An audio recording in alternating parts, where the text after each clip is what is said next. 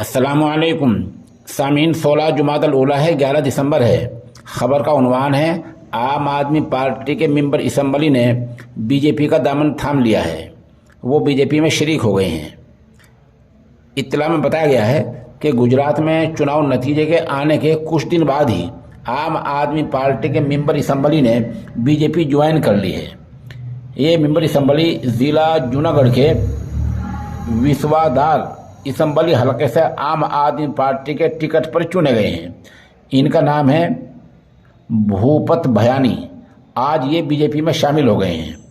आपको बता दें कि गुजरात असम्बली चुनाव में तमाम 182 सीटों पर चुनाव लड़ने वाली आम आदमी पार्टी ने गुजरात में इस बार 5 सीटें हासिल की हैं। 5 में से एक पर भूपत भयानी कामयाब हुए थे, जो आज बीजेपी में शामिल हो गए हैं। अब आम आदमी पार्टी के वहाँ गुजरात में 4 मेंबरान असम्बली बचे हैं।